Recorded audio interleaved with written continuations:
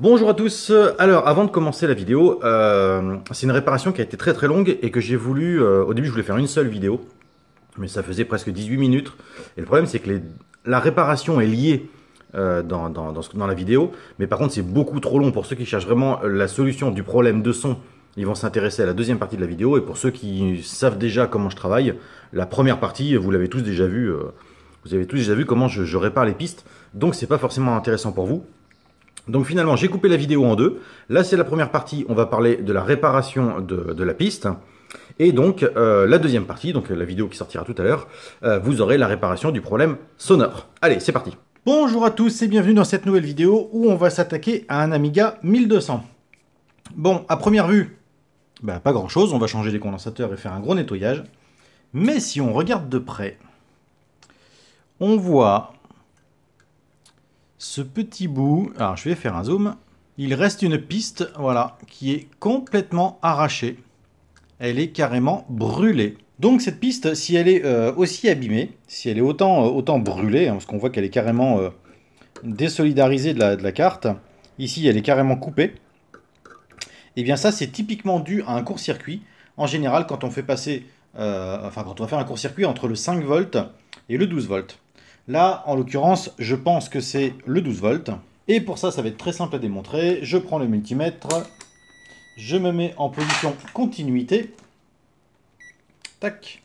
Donc continuité. Hop. Ok. Je vais toucher ce qu'il reste, voilà, de la piste. Et je vais chercher mon 5 volts. Il n'y a rien. Mon 12 volts. Voilà. Donc ça, c'est tout simplement la piste d'alimentation du 12 volts qui a cramé du un court-circuit. Et le propriétaire s'en est rendu compte, tout simplement, parce qu'il n'y avait plus de son. Et il faut savoir que l'ampli sur un Amiga 1200, enfin sur les Amigas en général, fonctionne en 12 volts. Donc s'il n'y a pas de 12 volts, il n'y a pas de son. Donc c'est parti pour un nettoyage à réparation de cette piste. Bon, vu qu'il n'y a plus grand chose qui tient, et que ça c'est pas très joli, eh bien je pense que l'on va couper. On va chercher l'endroit où la piste est encore à peu près en bon état. Voilà, donc ici, on va pouvoir faire un strap directement sur le VIA qui est là.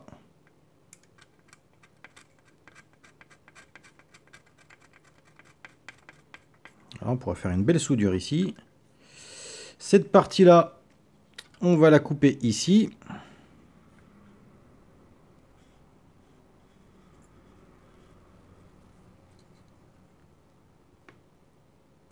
Tac.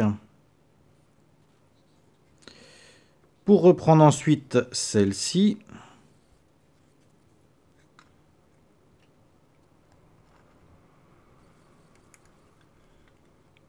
Ah, c'est carrément grillé là-dedans.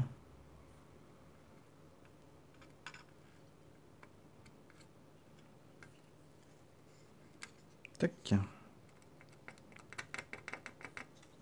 Et donc, on va devoir... Voilà, pareil, on voit que la piste est très abîmée. Hein. Il ne reste plus grand-chose. Donc, pareil, on va retirer le reste qui ne tient pas. Bon, l'avantage, c'est que ça se retire très très bien. En même temps, vu comment c'est fondu, il n'y a pas de mal. Donc, on va pouvoir reprendre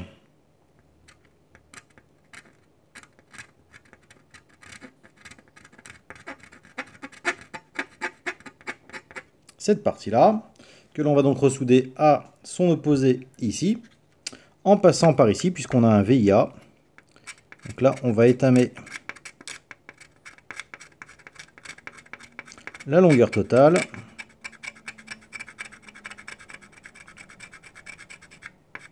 Voilà. Le vernis est vraiment super résistant sur ce genre de carte. Je mets un peu de flux là où je vais étamer. Voilà. De toute façon, on fera passer un fil sur tout ça. Et la dernière. Hop.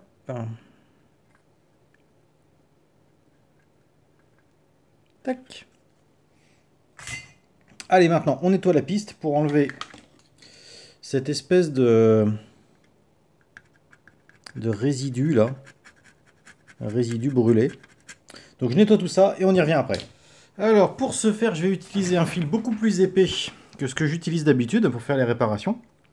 Puisque c'est quand même du 12 volts, alors qu'à l'habitude je fais des réparations de signaux ou de 5 volts. Et que dans le 12 volts, il y a quand même un petit peu de puissance qui passe. Alors je sais, c'est pas énorme. Mais j'aimerais autant consolider ça avec un fil un peu plus costaud et pouvoir lui donner facilement une forme. Voilà, donc on va le reformer petit à petit de façon à ce qu'il fasse sa traversée complète. Alors pour ça, je vais commencer par étamer le premier bout. Et comme avec les petits fils dans les autres vidéos, je vais commencer à plier la première partie. Hop, je pense que ça va simplifier les choses. Carrément. Allez, on va commencer.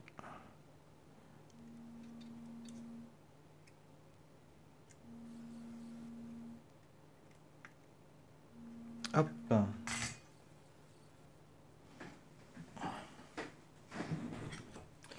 Donc, je viens de souder la première partie ici. Maintenant, il va falloir guider le fil de cuivre pour arriver à lui donner la bonne forme.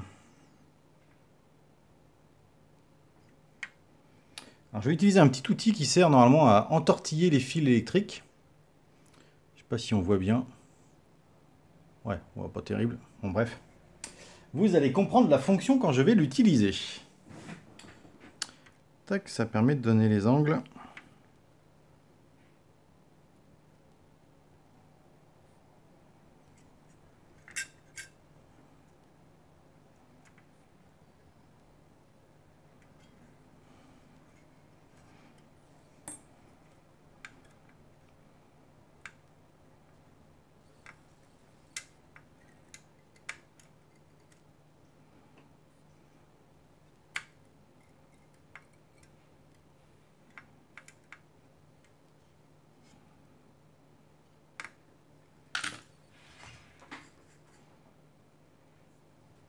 Hop, maintenant que c'est positionné, on va étamer tout ça.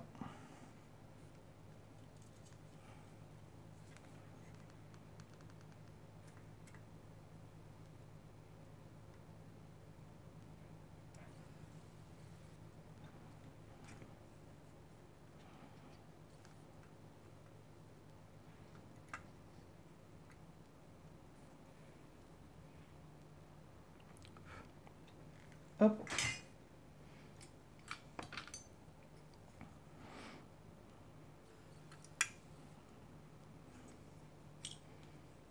Maintenant, on va simplement essayer de faire que ce soit un petit peu plus esthétique.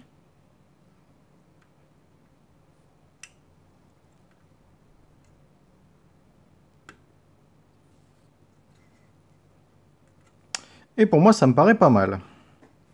Donc maintenant, on va aller faire les deux angles qui sont là. Même il y a un peu plus de deux angles d'ailleurs. Je vais tourner la carte pour ça.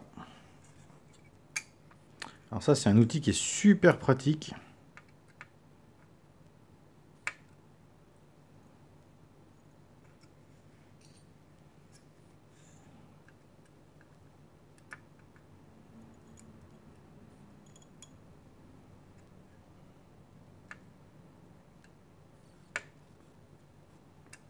Là.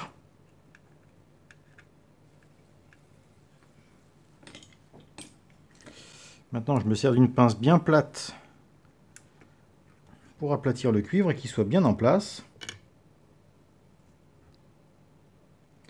Et je vais pouvoir faire ma petite soudure.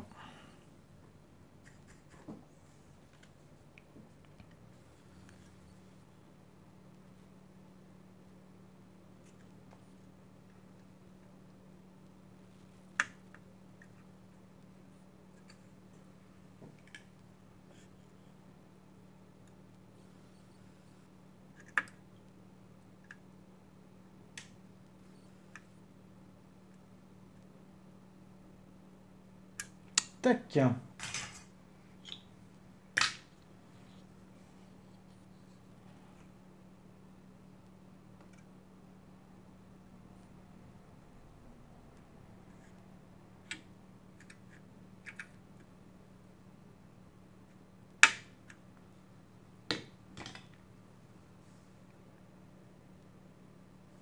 Maintenant, avec le multimètre, on va vérifier qu'on n'a pas fait de pont. Surtout qu'avec le 12 volts, vaut mieux pas rigoler. Donc déjà, ça passe. Ok. Là, c'est normal. Là, il faut pas que ça passe. Là non plus. Là non plus. Là non plus. Ok. Alors, il passe peut-être un petit peu trop près ici. On va le décaler.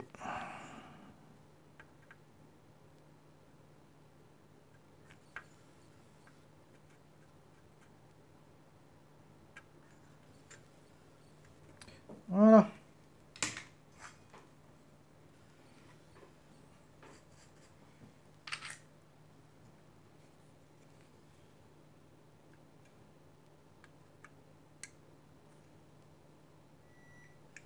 Ça, c'est normal. Ok. Ok. Ok. Bon. On peut dire que cette piste est réparée. Et que ce n'est pas trop vilain. Allez, c'est parti. On attaque le nettoyage de la carte. Un bon bain, un bon nettoyage, ça lui fera du bien.